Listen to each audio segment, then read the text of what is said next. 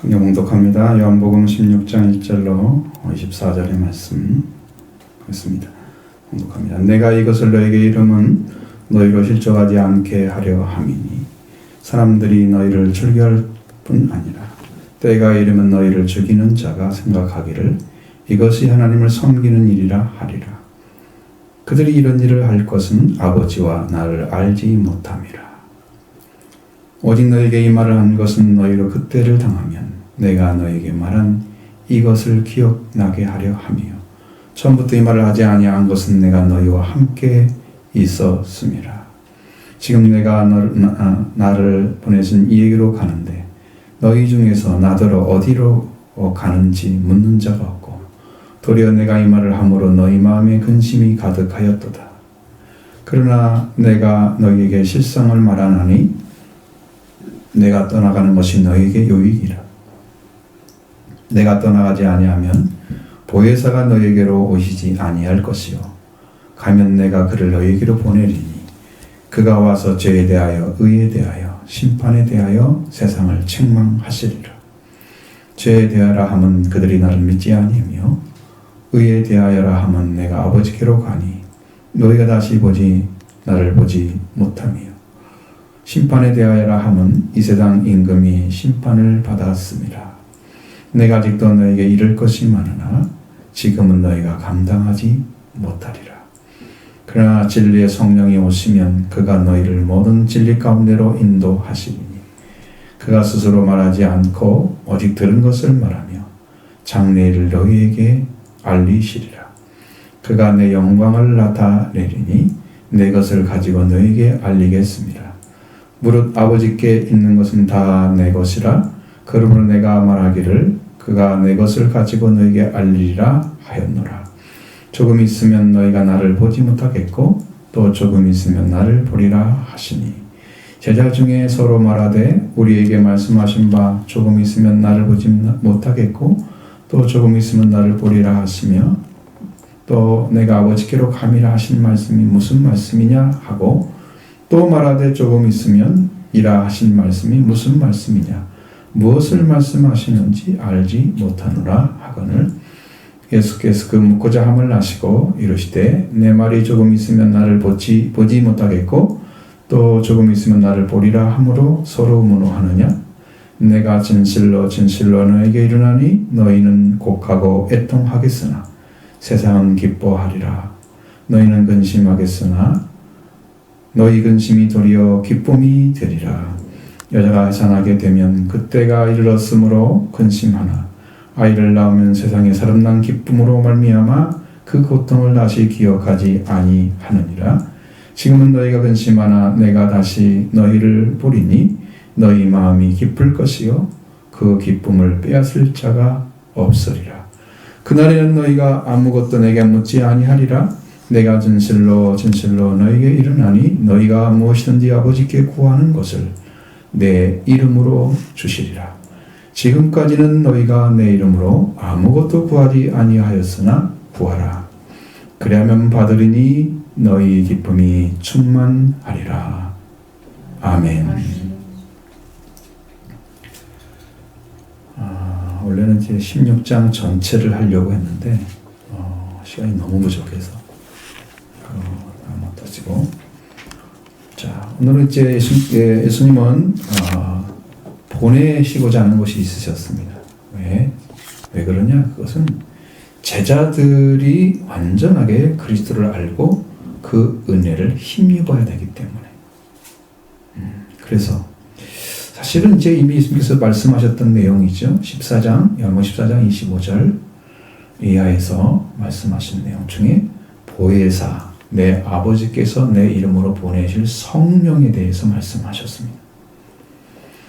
그 이전에는 14장 16절, 17절 상반절에 내가 아버지께 구하겠으니 그가 또 다른 보혜사를 너희에게 주셔서 영원토록 너희와 함께 있게 하리니 그는 진리의 영이라고 말씀해 주셨습니다. 그러니까 우리에게 오셔서 영원토록 함께 계시게 하신 그 보혜사, 진리의 성령, 이것을 받는 신앙, 회개와 성령을 받아서 하나님이 찾으시는 회개에 합당한 열매, 좋은 열매를 맺는 것이 우리 믿음의 목표인 것입니다. 이렇게 가셔야 됩니다. 그래서 15장 26절에서 보면 내가 아버지께로부터 너에게 보내실 보혜사 곧 아버지께로부터 나오시는 진리의 성령이 오실 때에 그가 나를 증언하실 것이다 말씀하셨고, 또 보혜사 진리의 성령이 아버지께로 나오시는 영이시고 예수님으로 보내실 것이라고 이렇게 약속하시는 거죠. 그러니까 결국은 예수 그리스도 한 분을 믿음으로 인해서 여러분이 성령 만대까지 이른다는 거예요. 그러면 이제 신앙이 완전해지고 예수님 것을 증거하면 아버지와 예수님 하나이기 때문에 아버지 걸 전하게 되는 거고, 그래서 모든 사람이 아들과 아버지를 알게 됨으로 영생을 얻게 되는 거죠. 인류가 사는 길이 아버지와 아들을 아는 거예요. 인류가 사는 길이. 이 관계를 잘 모르겠죠. 신약 성경에서 푸뉴마라고 하는 단어, 성령이라는 말은 여기 93회가 쓰여져 있습니다. 단독으로 성령이라는 말, 대문자 스피릿을 써서 쓰는 것처럼 표현되어 있는 것이 137회. 그리고 기타 하나님의 성령이라는 단어가 있고 주의 성령이라는 단어가 또 있습니다. 아주 많죠. 하나님의 성령이라는 단어는 아주 많아요. 그 주의 성령이라는 말도 한 번 나오고 예수의 영이라는 단어도 있습니다.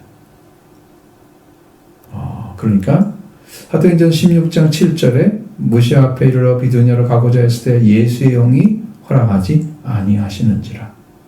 여러분 예수의 영이 있단 말을 여러분 성경에 보셔야 되죠. 또 로마서 8장 9절에 보면 만일 너희 속에 하나님의 영이 거하시면 너희가 육신에 있지 아니하고 영에 있나니 누구든지 그리스도의 영이 없으면 그리스도의 사람이 아니라 라고 기록되어 있습니다. 여기에 보면 그리스도의 영도 있다는 거예요. 성령이 모습이 다양하단 말이에요. 다양하죠. 예수님께서 부활되셨고 오순절에 이 세상에 보내심을 받은 영은 성령이신데 예수님께서 이제 이 영이 오셔서 구체적으로 예수님을 증언하게 될 거다.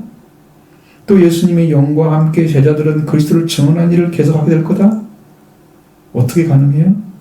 성령 오셔야 됩니다. 그러니까 성령은 아버지와 아들의 영이 성령이십니다.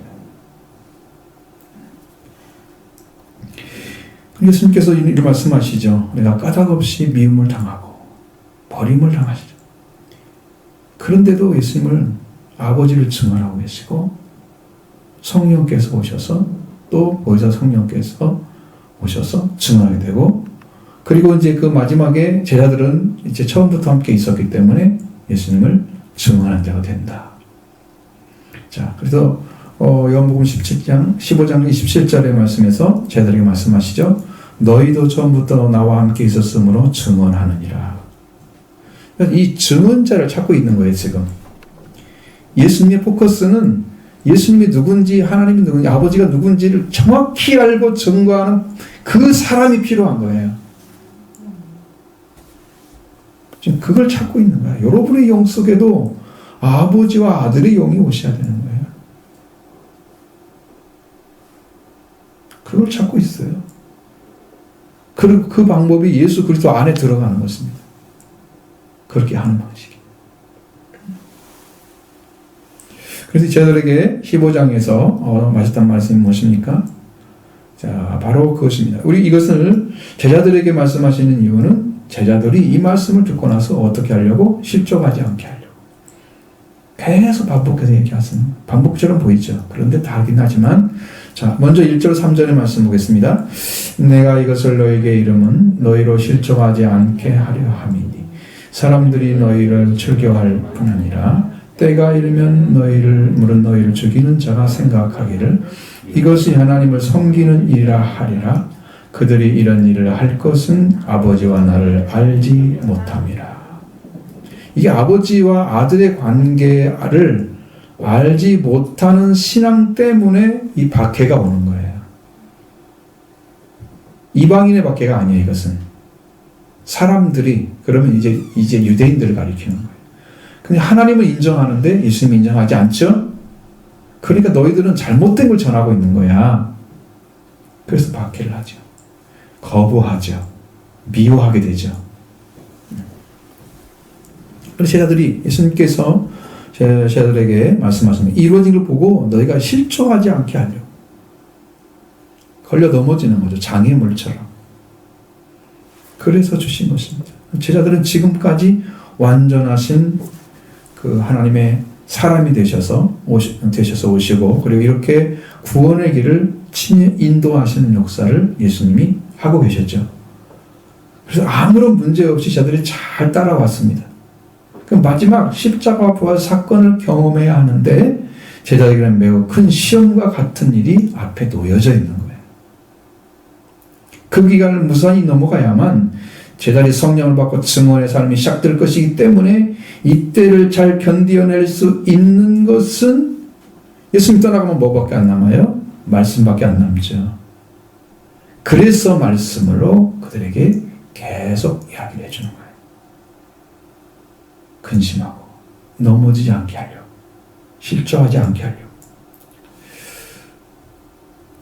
그래서 그러면 제자들이 이 말씀으로 이 기간을 실족하지 않게 하려는 것이 예수님 말씀의 목적이에요.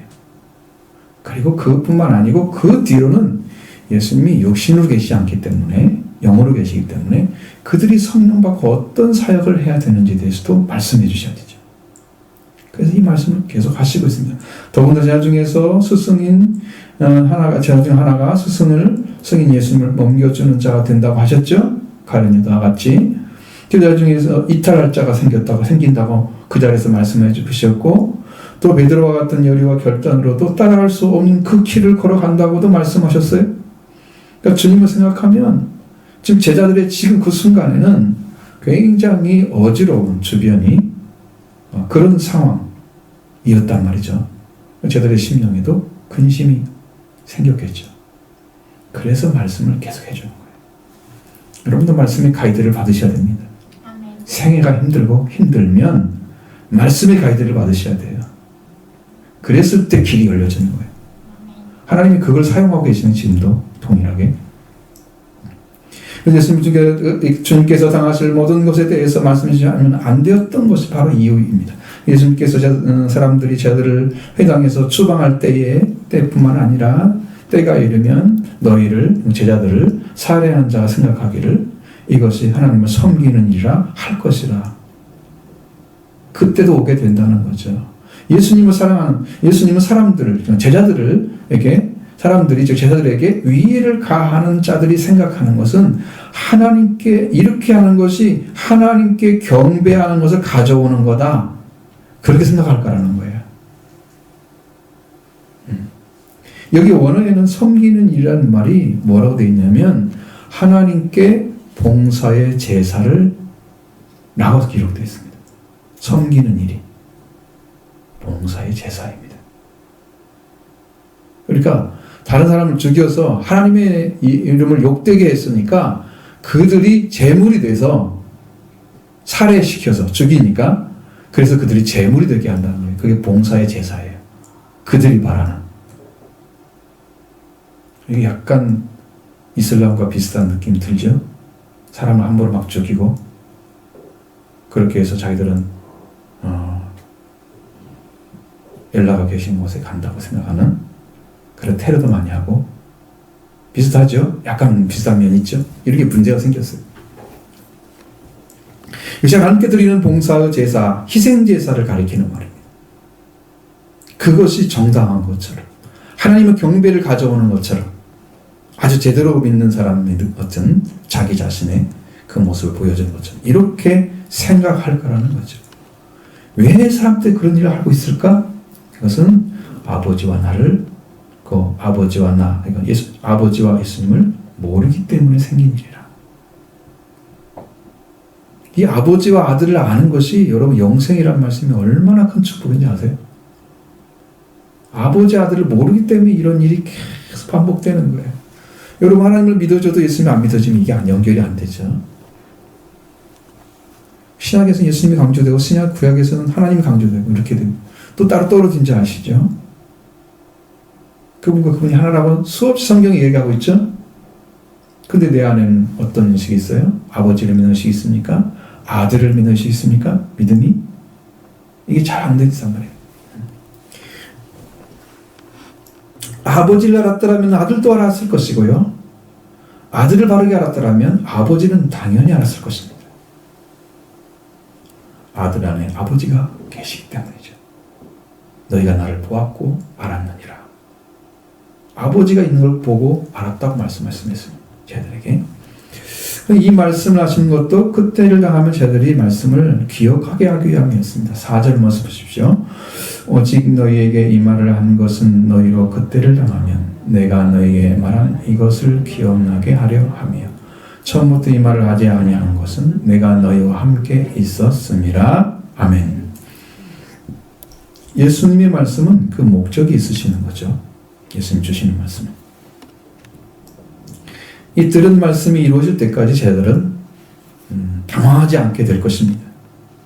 그들은 주님이 주신 말씀을 기억하기 때문에 처음부터 들은 말씀을 주지 않으시는 이유는 예수님께서 그들과 함께 있기 때문에 주지 않으셔도 되고 지금은 떠나가시기 때문에 그 말씀을 주셔야만 되는 시기가 된 것입니다. 제자들의 근심은 뭡니까?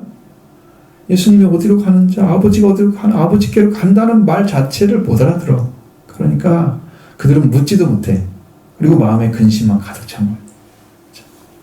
5절로 11절의 말씀 같이 보겠습니다. 지금 내가 나를 보내신 이에게로 가는데 너희 중에서 나더러 어디로 가는지 묻는 자가 없고 도리어 내가 이 말을 함으로 너희 마음에 근심이 가득하도다. 그러하나 내가 너희에게 실상을 말하노니 내가 떠나가는 것이 너희에게 유익이라. 내가 떠나가지 아니하면 보혜사가 너희에게로 오시지 아니할 것이요 가면 내가 그를 너희에게로 보내리니 그가 와서 죄에 대하여 의에 대하여 심판에 대하여 세상을 책망하시리라. 죄에 대하여라 함은 그들이 나를 믿지 아니하며 의에 대하여라 함은 내가 아버지께로 가니 너희가 나를 다시 보지 못하며 심판에 대하여라 함은 이 세상 임금이 심판을 받았음이라. 아멘.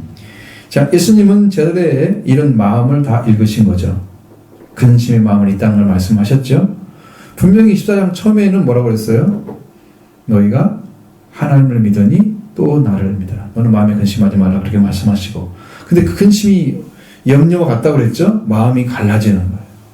한쪽에는 믿음이 있고 한쪽에는 세상 염려가 있는 거예요. 응? 이게 따로 나눠져 있어. 그러니까 믿음으로 온전히 하나가 되려면 말씀이 그들이 믿어져 가지고 예수님을 의지하면 마음이 안 갈라져. 그럼 근심이 사라져 버리는 거예요. 그러니까 말씀을 의지하게 하기 위해서 말씀을 주고 계시는 거죠. 실상을 말씀하십니다. 실상을 말씀하시는데 내가 가는 것이 너에게 유익이라. 그래서 이 실상이라는 단어는 알레the이아입니다. 그러니까 이 단어가 진리라는 말입니다. 우리말은 너무 잘못 번역한 것이죠. 드러내놓고 말한다. 그러나 내가 진리를 말하나니 내가 내게 즉 예수님께서 떠나가시는 것이 너에게 제자들에게 유익이다. 그런 말씀하시는 거예요. 드러내고 얘기하시죠. 그래서 이제 실상이라는 말도 이해는 되지만 원어에는 그렇게 안 돼 있단 말이죠. 자, 그 이유는 또 다른 보혜사를 보내심으로써 제자들을 가르치기 때문입니다. 그러니까 예수님이 가르쳤죠. 그래서 예수님이 보혜사예요. 또 다른 보혜사가 있다는 거죠. 예수님께 떠나가지 아니하시면 그 보혜사가 제자들에게 오니 아니할 것이고 예수님이 떠나가시면 예수님께 또 다른 보혜사를 너희 제자들에게 보낼 거다. 그러니까 어떤 게 유익이냐는 거죠. 그래서 예수님께서 떠나가시는 것이 제자들에게 유익이다는 거예요.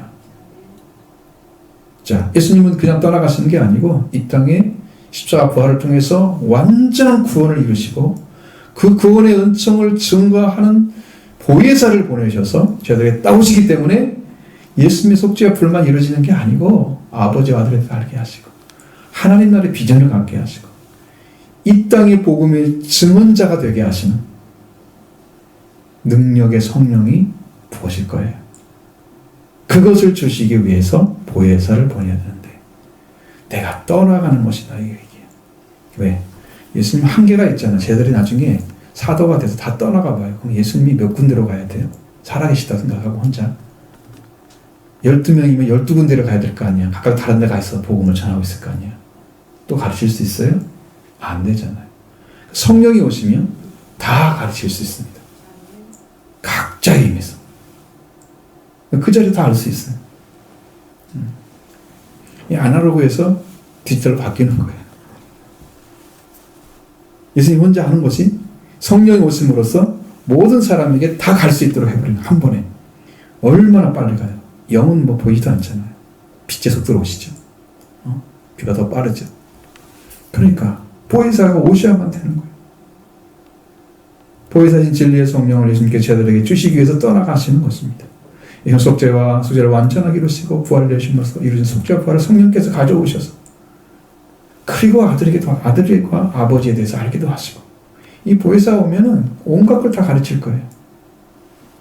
그러니까 여러분 성령 받는 것이 얼마나 큰 축복인지를 성경에 너무나 잘 가르쳤어요. 보혜사 보시면 죄에 대하여 의에 대하여 심판되어 너를 세상을 책망할 거다. 오늘 우리를 또 성령의 역사를 통해서 책망을 받잖아요. 그 음성이 회개의 음성으로 들려지기를 원합니다. 여러분 마음에 그게 박혀져야 성령의 음성으로 들려져야 회개가 이루어지기 때문입니다. 그렇지 않고 성경에 기록된 말씀이야. 뭐 성경은 성령께서 안 하셨나?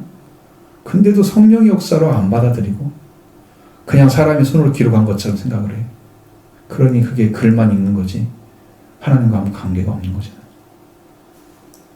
보혜사가 오시면 그렇게 하실 건데, 자 오늘 세상을 예수님을 믿지 아니하는 이유로 인해서 그리스도께 주신 구원을 받지 않기 때문에 책망을 하시는 거예요. 죄에 대하여라. 그리스도께서 이루신 구원으로 이미 세상은 하나님께 돌아오도록 되어 있지만 세상은 그를 따르지 않기 때문에 책망하시는 거예요. 예수님께서 이미 이루신 것은 죄와 사망으로부터 구원이었습니다. 그것을 믿지 않고 있는 것이 죄에 속해서 있는 자들입니다. 세상에, 그런 세상에 있는 자들 책망하실 것입니다. 여러분 회개하지 않고 지금도 죄를 용서하셨고 죽음의 새로 완전 물으신 그 능력을 여러분이 사용하지 않고 있다면 여러분을 책망하실 것입니다. 이미 이루셔 다 가져왔는데도 불구하고 안 믿고 있으므로 이루어지지 않는 것은 우리의 책임입니다. 믿지 않는 책임. 그러니까 성령이 책망하시는 거죠. 아니 없는 걸 믿으라고 하면 그건 거짓말장이죠. 이루어진 걸 믿으면 진짜를 전하는 거예요. 복음을 전하면 이 복음이 사실이라면 여러분들이 이루어져야 맞는 거예요. 근데 어떤 관계를 통해서 이루어진 간에 여러분 배우셨잖아요. 회개를 통해서 가르쳐줬죠. 그러니까 그 길을 다 지금 얘기해 준 거예요. 누구한테도 다 적용될 수 있는 말씀이에요. 뭐만 필요해요? 말씀에 대한 믿음이 필요한 것뿐입니다. 근데 그걸 아버지 말씀으로 듣는데 심각하지가 않아. 내 죄 문제 해결하지 않아도 괜찮은 것처럼 살고 있고 그래도 잠 잘 자죠? 하늘에 소망도 없는데 잘 자고 있어요? 불안해서 못 자죠. 죄에 대해 소망하는 이유가 뭡니까? 죄에라 하면 그들을 나를 믿지 아니하기 때문이라고 말씀하셨습니다. 예수 그리스도, 나는 예수 그리스도를 가리키고 있습니다. 예수를 믿지 않음을 책망하시는 거예요. 제사를 받지 못한 그 모든 죄를 스스로 담당해야 됩니다. 오직 속죄를 주시는 한 분, 단 한 분. 구원을 주시는 단 한 분, 보내신 받은 예수 그분, 그리고 예수 그리스도를 믿지 않는 것은 보혜사가 오셔서 그걸 보시죠. 그들의 믿지 않음을 폭로하실 것입니다. 이 책망하다는 말은 엘랑코라는 단어입니다. 폭로하다 뜻입니다. 우리는 조금 더 완화시켜서 폭로가 아니고 책망으로 바꿔놨어요. 그러면 그가 죄를 알게 하시고 죄를 회개하는 일을 행하게 하실 것입니다. 그러면 죄를 알게 하시는 성령의 사역을 통해서 보여진 것이 바로 뭐냐?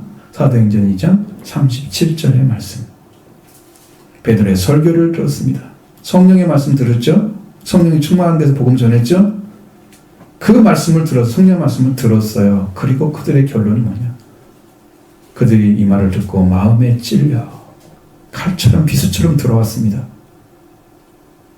베드로가 다른 사도에게 물어 이르되 형제들아 우리가 어찌할꼬 어떻게 해야 되는지 물었습니다. 이 물음이 없다면 성령의 음성을 우리가 듣지 못하고 있는 거예요.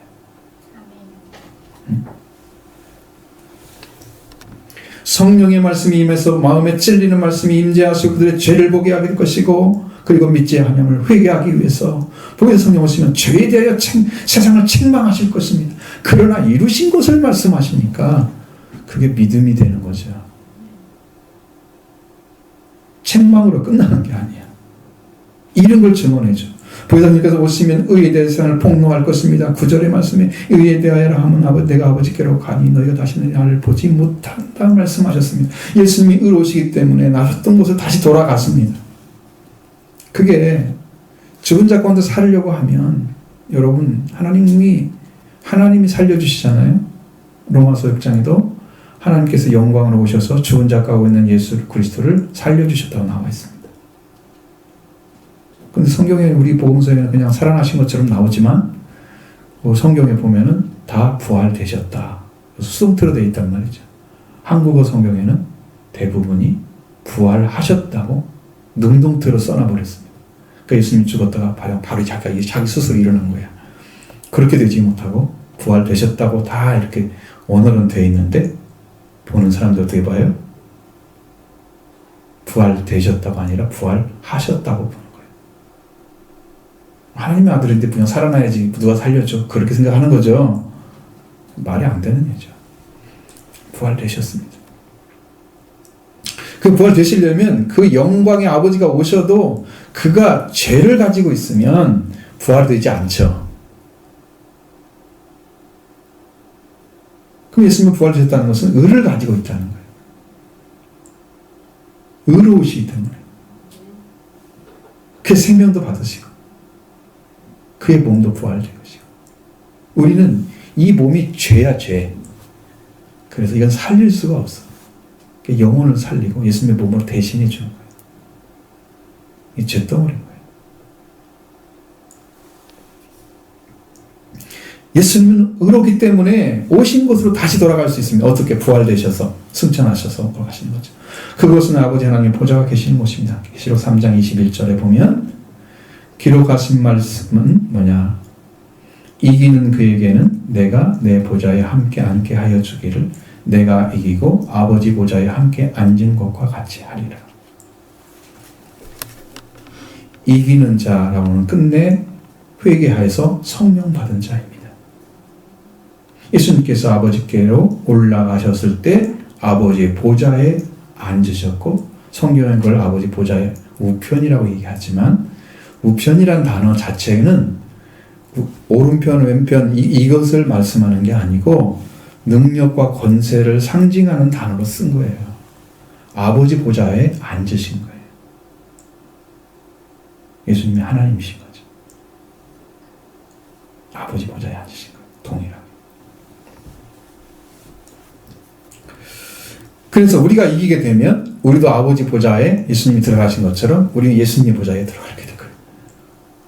이긴 자가 돼야 돼요. 어떻게? 회개하고 성령 받아서. 우리도 이겨야 되죠. 그럼 예수님께서 세상에서 아버지께로 가는 길이 의로움이었는데 우리에게 주시는 것이 바로 완성되었기 때문에 이제는 예수님이 그걸 완성하시고 아버지께로 가는 거예요. 그럼 사람들은 뭘 봐요? 예수님 못 보잖아요, 앞으로. 아니, 이렇게 이루셔서 가셨는데 불구하고 믿지를 않아. 말씀을 줘도. 그거 안 믿는 것 책망하실 것입니다. 완성하신 구원을 주어도 안 믿는 것 책망하실 것입니다. 왜 너희들이 왜 내 말을 믿지 않아? 내 말이 그렇게 힘이 없나? 예수님의 말씀이 가짜야? 그 한 말씀으로 천지를 창조하신 분의 말씀이 가짜야? 이루신 것도 가짜야? 왜 구원이 안 돼? 제대로 안 믿기 때문에 그런 거지. 회개하고 믿으시면 여러분의 구원이 이룰 줄로 믿습니다. 아멘. 회개하지 않고 그냥 믿으니까 그냥 종교인이 되어버린 거지. 마음은 그대로인데 성령 지식은 알고 있는 종교인들. 변화되는 길은 회개와 성령 받는 것입니다. 그래서 예수님 하나님께 올라가는 것은 의로움을 가지고 오신 예수님께서 사람이 되셔서 의로움을 우리에게 주시기 위해서 세상을 주시기 위해서 십자가를 지시고 부활되셔서 의를 완성하셨어요. 그리고 아버지께 돌아가시는 거예요. 이렇게 완전한 의를 가지고 오신 아버지 돌아가는데도 믿지 않는단 말이에요. 그건 폭로할 거예요. 왜 안 믿어? 다 이루셨기 때문에. 말씀하시는 것입니다. 11절에 심판에 대하여라 하면 세상의 임금이 심판을 받았기 때문입니다. 세상의 임금이란 심판을 받을 대상인 사탄의 세력을 가리키고 있습니다. 사탄의 세력. 사탄만 말하는 게 아니고 사탄의 세력.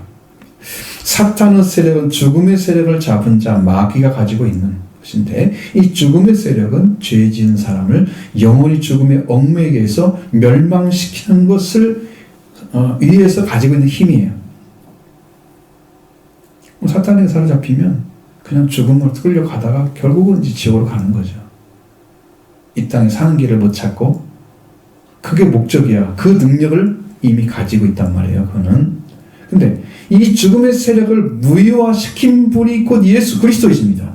부활됨으로 인해서 죄인들의 종으로 얽매였던 그런 삶에 종살이, 죄의 종살이, 죄의 신세에 있는 자들을 도와주시고 해방을 주신 거예요. 그러니까 부활되심 한 가지로 인해서 다 끝나버린 거죠. 세상이, 임금이 이미 심판을 받을 것이 아니고 받은 거예요. 이루어진 거예요. 그것도 여러분이 믿어야 되는 거예요. 안 믿으면 책망하실 거예요, 또. 불신은 멸망이기 때문에. 그렇습니다. 완전한 승리. 이것을 믿으면 우리는 완전한 승리를 얻게 됩니다. 주님은 이것을 위해서 일하고 계시는 것입니다. 이 세상의 임금은 부활되신 예수님으로 인해서 이미 판결을 받았습니다. 그런데도 불구하고 예수 그리스도를 믿지 아니함으로 해서 그들의 죄를 사함을 받지 못하고 불신을 폭로하게 못하고 있는 그들을 불신에 폭로하게 되시키고 회개시킬 것입니다. 이 의로움을 이루신 예수 그리스도를 믿지 아니함도 폭로할 것입니다. 그의 부활로 이루어져서 아버지께 돌아가심으로 인해서 완전한 의로움을 준 예수 그리스도를 믿지 아니함을 폭로할 것입니다. 지금도 우리가 믿지 않는다면 동일하게 폭로합니다. 너 믿지 않고 있잖아. 빨리 믿어야 돼. 하나님의 진노가 급하신 거예요. 때가 너무나 가까워졌습니다. 이 말이 곧 끝날 때가 올 것입니다. 지금 이제 꽤 가까웠다는 얘기를 할 때 이제는 그때는 말을 안 할 것입니다. 모르겠어요. 기름 분자 끊어지면 구원이 끝났는데 그때가 되기 전에 구원 받기 원합니다. 그때가 되면 여러분에게 구원 받으라 말하지 않을 거예요. 복음 전하지 않을 것입니다. 이 말씀 증거하지 않을 거예요. 자, 그래서 세상의 임금이 이미 판결을 받은 것이고 이거 믿지 않는다면 여러분 마귀한테 맨날 지는 거죠. 마귀가 끌고 가는 대로 따라가는 거죠. 왜? 마귀의 권세에서 여러분이 해방이 되어져야 되는데 마귀의 권세가 사망의 권세잖아요. 사망의 세를 가지고 있잖아요. 그러면 사망의 세를 가지고 있는 놈한테 우리가 복종을 하죠. 근데 그 복종이 이제 끝나고 예수 그리스도 부활로 해방이 딱 이루어진 사람들은 예수 그리스도의 의의 병기가 되죠. 바뀐 거예요. 그래서 주님을 위해 살아가는 거예요. 주님의 의를 위해서. 주님 말씀이 이루어지기 위해서. 이 방향이 딱 바뀐 거예요. 그리고 세상을 이긴 임금 예수 그리스도, 세상을 이제 지배자인 임금이었던 그 사단을 이긴 예수 그리스도 승리를 우리가 마침내 소유하게 될 것입니다. 그러면 여러분이 이제 주인인 거예요. 생명의 주님과 함께 주님이 통치하는 자가 되면 여러분이 세상의 주인이 돼요. 내가 통치하게 되면 마귀가 여러분의 주인이에요. 그러나 주님이 통치하게 되면 의가 우리 안에 와서 주님 통치하게 되면 여러분이 세상의 주인 되는 거예요. 마귀는 이제 능력 없어요. 자, 이렇게 됩니다. 그리고 진리의 성령이 오시면 저들을 모든 진리 가운데로 인도하신다고 말씀해 주고 있습니다. 12, 13절 보시겠습니다. 내가 아직도 너에게 이를 것이 많으나 지금은 너희가 감당하지 못하리라. 그러나 진리의 성령이 오시면 그가 너희를 모든 진리 가운데로 인도하시리니 그가 스스로 말하지 않고 오직 들은 것을 말하며 장래의 일을 너희에게 알리시리라. 아멘. 자, 예수님께서 저들에게 말할 것이 많다고 그랬습니다. 감당하지 못한다. 저들은 예수님을 잘 모르죠. 아버지께로 간다는 거 잘 모르죠. 그렇기 때문에 그들이 예수님을 아버지와 관계에서 정확히 안다고 하면은 그들이 그게 책망하지 않아요. 그들 말씀하지 않았을 거예요. 그때 언제 알아지느냐? 마지막 구원의 완성이 이루어질 때 그때 알게 됩니다. 성령이 오시면 돼요. 성령이 오시면 우리의 구원의 보증이 되시니 흩어지지 않게 하시죠. 말씀을 믿는데 확신하 주시니. 그러나 진리의 성령이 오시면 그가 너희를 모든 진리 가운데로 인도할 거다. 성령께서는 지금까지 감추어진 아버지와 아들의 관계를 다 드러낼 것입니다. 진리의 성령이 오시면 그가 너희를 모든 진리 가운데 인도하기 때문에 제자들은 이미 진리의 성령으로 진리가 뭔가를 알게 될 겁니다. 진리가 뭐예요? 덮은 것을 덮지 않고 꺾기를 열고 다 드러내는 것이잖아요. 그러니까 예수 그리스도 아버지 관계를 모르고 있었어요. 예수님도 모르고 아버지도 몰라. 근데 그걸 다 알아. 관계도 알고 그분도 알고 그분도 알아. 하나님 나라도 알아. 세상의 비전이 뭘 쓰면지 알고 있어. 그러니까 목표가 뚜렷해지는 거예요. 성령을 받게 돼요. 이렇게 진리의 성령이 오셔서 모든 것을 드러낼 것입니다. 그러면 그들이 믿는 믿음과 그들이 전파하는 복음은 성령의 복음인 거예요. 그들을 믿으면 다 구원될 줄로 믿습니다. 성령은 진리의 성령은 스스로 말하지 않는다고 했습니다. 들은 것을 말한다고 했어요. 스스로 말하는 것은 자의적인 거예요. 자기 뜻을 얘기하는 거죠. 그러나 들은 것을 말하면 자기 뜻을 말하지 않아요. 그러니까 오직 아버지와 아들에 대해서만 증언을 하는 거예요. 성령께서 오시면.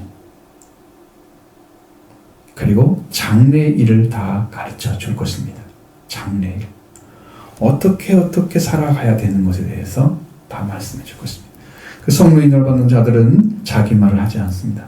성령께서 주신 말씀을 전하는 거죠. 성령의 말씀을 들은 자, 성령의 말씀을 전하는 자도 들은 자도 성령의 말씀을 전하는 거예요.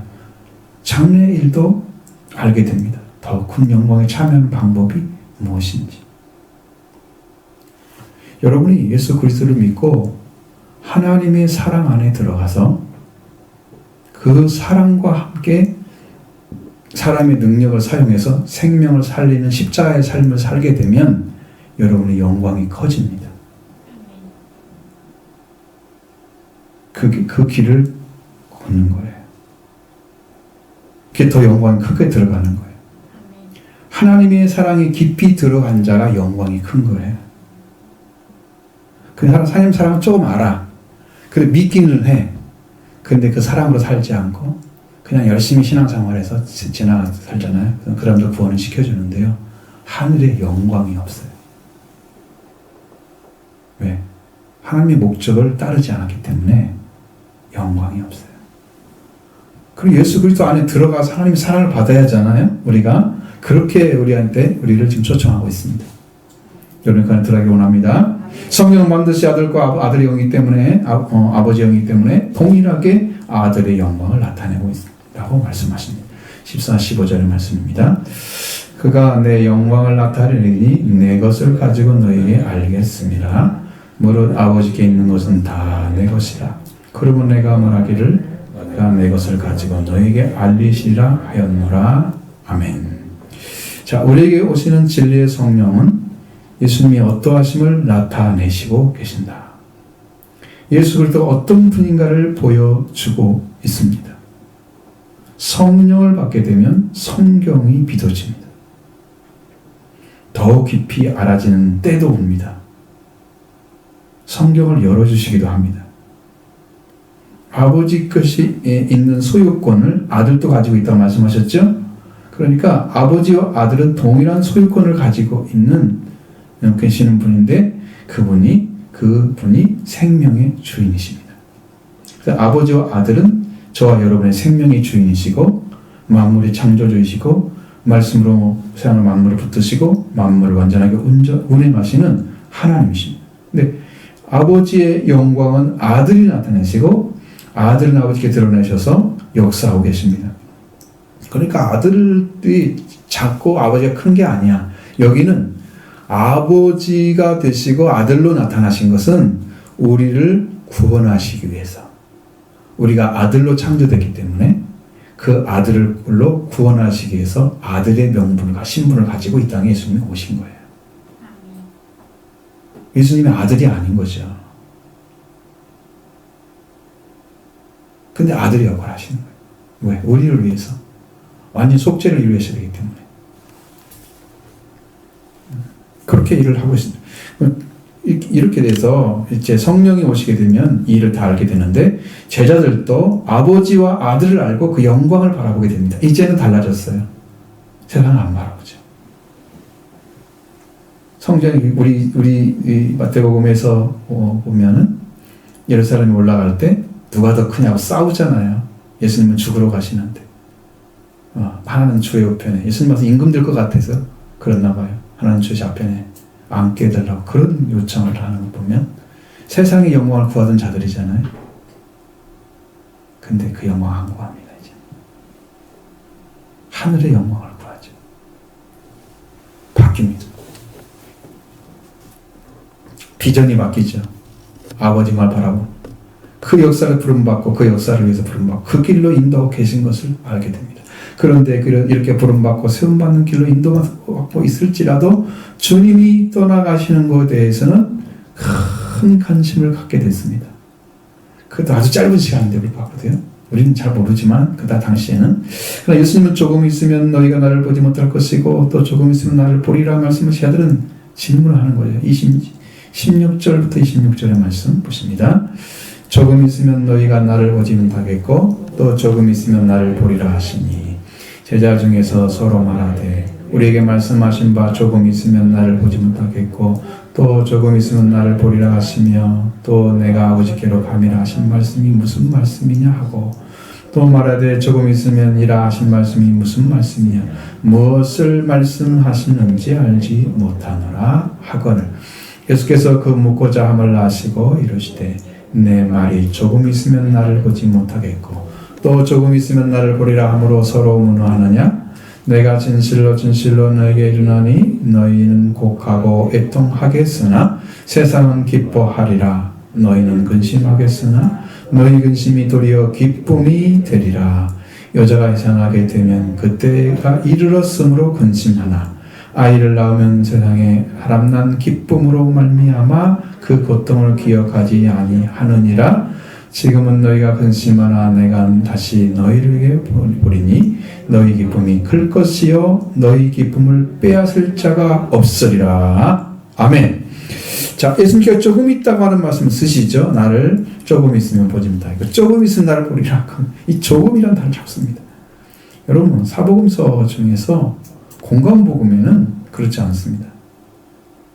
예루살렘에서 고난을 받고 죽은 지 사흘 만에 부활할 것을 말씀을 하시는 거예요. 직접. 근데 여기에서는 조금이란 말로 다 바꿔놨어요.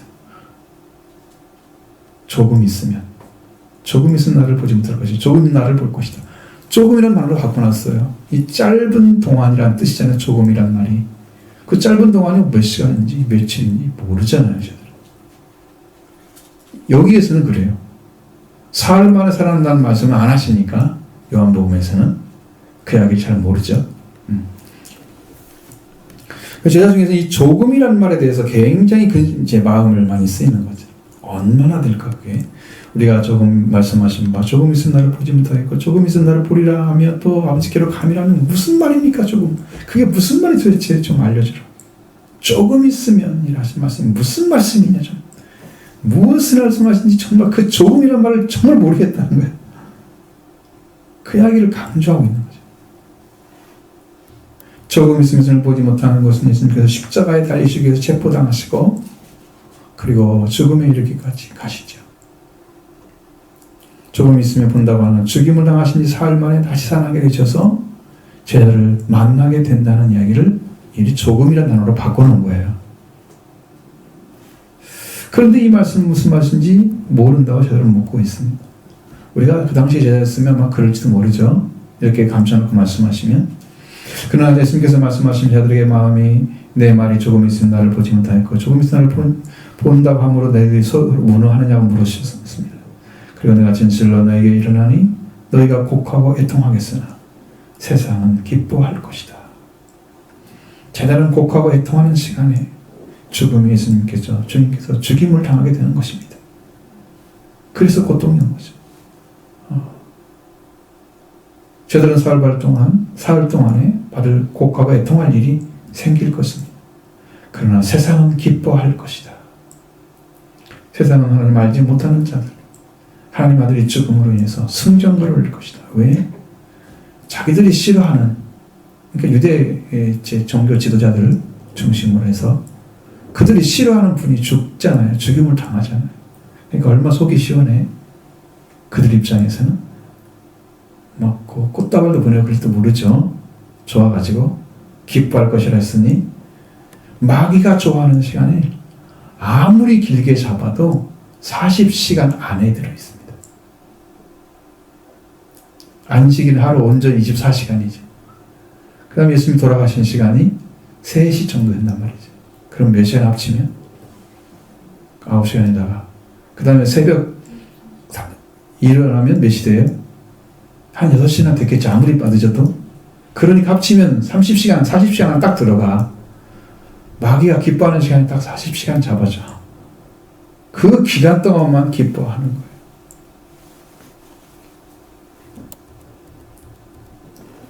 마치 여자가 해산하게 되면 그때가 이렇게 되면 근심합니다. 어떻게 될지 모르는 상황들이 전개되고 있잖아요. 아기를 낳으면 세상에는 기쁨으로 인해 사람 난 기쁨으로 인해서 고통을 다시 기억하지 아니한다. 그럼 고통은 조금이란 짧은 시간 동안이죠. 그 기쁨은 영원한 것입니다. 주님이 죽으심을 당하심과 부활되심의 큰 차이가 뭐예요? 다시는 죽지 않는다는 거예요. 죽음의 시간은 짧잖아요. 그래서 조금이란 말을 썼단 말이죠. 죽음 시간은 짧아. 예수님 살아날 시간은 영원토록 살아계신단 말이에요. 길죠? 영원한 기쁨이 될 것입니다. 그분을 만나면 영원히 기쁨이 되는 거예요. 이 기쁨을 빼앗을 자가 없을 겁니다. 너희 근심이 도리어 기쁨이 되리라. 그러니까 부활의 주님을 만나게 되면 우리는 다 기뻐하게 됩니다. 그 주님 한 분으로 하나님 관계가 완전히 회복됐습니다. 그것을 믿는 자는 하나님의 아들이 되게 하는 것, 의를 갖다 주는 거예요. 그 부활을. 그래, 부활의 주님을 믿는 것이 여러분이 최고의 믿음인 거예요. 오셔서 믿게 해줄 줄 믿습니다. 성령이 말씀하심을 믿으면 그대로 이루어질 줄로 믿습니다. 그러니까 여러분 말씀을 듣고 그대로 믿으세요. 그대로 믿으시면 그대로 이루어집니다. 너희 믿음대로 될지어다. 될 것입니다. 여기만 믿고 집에 가서는 잊어버리면 안 되고 집에 가서 기억나는지 보셔요 여러분들.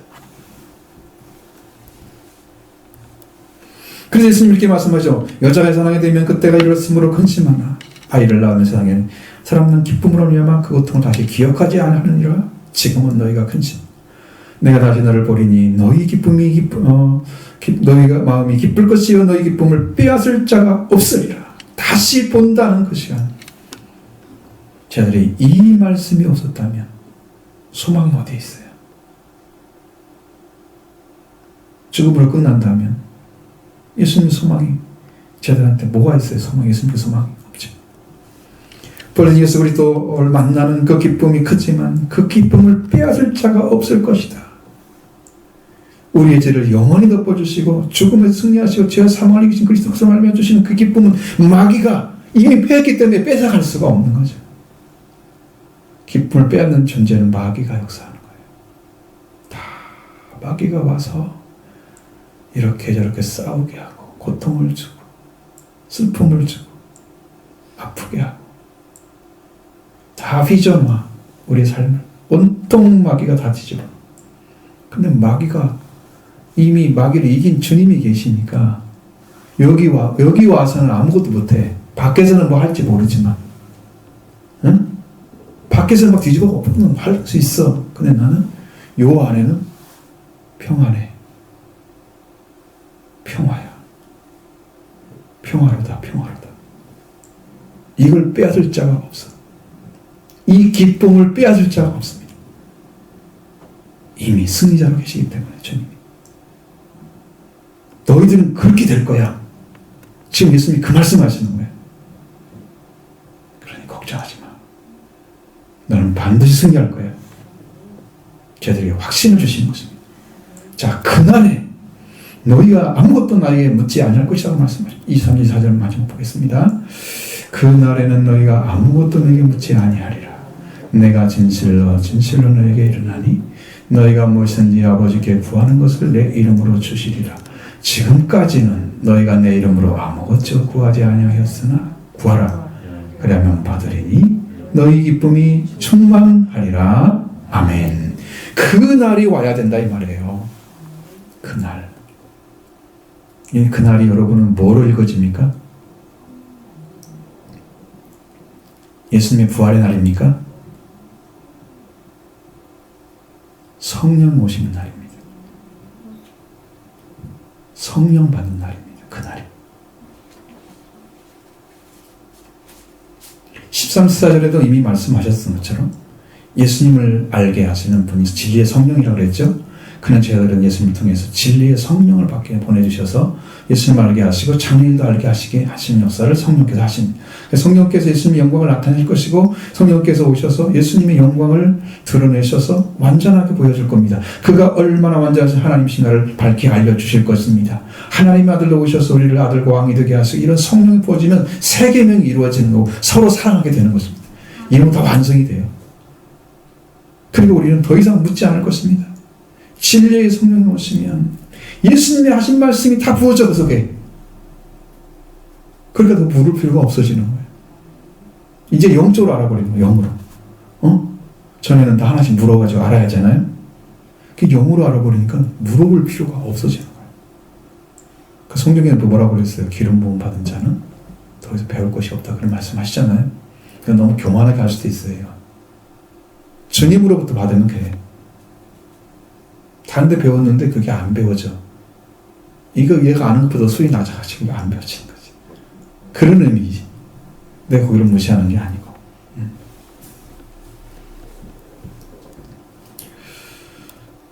그래서 예수님이 뭘 하라고 합니까? 진리의 성령으로 오신 말씀이 부족하면 확실하게 자들은 예수님에 대해서 묻지 않을 것이고 이제부터는 너희가 무엇이든지 여긴 또 무엇이든지라고 표현했잖아요. 이 무엇이든지가 아니고요. 이것이 누구든지라는 말입니다. 너희가 지금 누구예요? 제자들, 성령 받은 제자들 있잖아요. 너희가 누구든지 아버지께 구하면 누구 이름으로? 예수님의 이름으로, 내 이름으로, 예수님의 이름으로 구하면 주실 것이다. 이렇게 약속해 놓은 거예요. 무엇이든지란 말이 아니에요. 거기가. 이 한국어 성경을 좀 고쳤으면 좋을 거 하는 걱정이 돼요. 왜 무엇이든지를 갖다 써요? 그러니까 한국 사람들이 기도할 때 집도 주시고 뭐도 차도 주시고 이거 기도하잖아요. 무엇이든지가 어디가 나와 있어요? 성경에, 언어에. 그렇게 해놓으니까 사람들이 저 기복신앙으로 들어가지. 무엇인지 구하면 다 준다고 하니까. 그 사람들 언어를 모르잖아. 그럼 이렇게 안 밝혀지면 여러분도 모르지.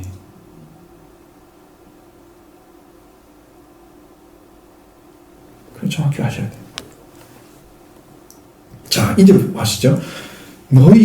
이제부터는 너희가 누구든지 아버지께 구하는 것을 내 이름으로 주실 것이라고 약속했습니다. 드디어 예수님의 이름으로 아버지께 구하는 것이 가능해졌단 말이에요. 그전에는 아버지를 몰랐잖아요. 아버지께 구할 수가 없잖아요. 그런데 이제 가능한 거죠. 아버지와 교제가 시작된 것입니다. 그 예수님의 승기를 우리가 믿고 알게 되었다. 이제는 성령을 받고 아버지와 교제가 시작된 것이죠. 지금까지는 제자들은 내 이름으로, 아버지 이름으로 구하지 않았다. 아버지께 구하지 않았다. 예수님의 이름으로 그렇게 말씀하셨어요. 근데 예수님의 이름으로 구하는 자는 예수님 믿는 자밖에 없습니다. 다른 사람한테 예수님으로 구하라면 구하겠습니까? 안 구하겠죠? 당연히 예수님 안 믿는데 내가 왜 그딴 짓을 하냐? 그러겠죠? 그 귀한 것을 모르니까. 제자들은 예수님이 누구이며 아버지와 아들 관계가 무엇이며 아버지의 것은 바로 예수님 것이고 진리의 성령 오시면 예수님 영광을 나타내시고 예수님 전한 말씀 모두 알게 하시고 그분 안에 살아가는 삶이 되게 하시니까 이제는 예수 그리스도의 이름으로 승리자가 되는 거죠. 그러면서 아버지께 예수님 이름으로 구하게 됩니다. 아버지와 교제가 가능해졌습니다. 이것이 성경에 뭐라고 되어 있습니까? 너희가 구하면 은밀한 중에 계신 아버지께서 갚으시리라. 그 아버지 교제가 이때 이루어지는 거예요. 거기서 말씀하시지만 아직 안 이루어졌잖아.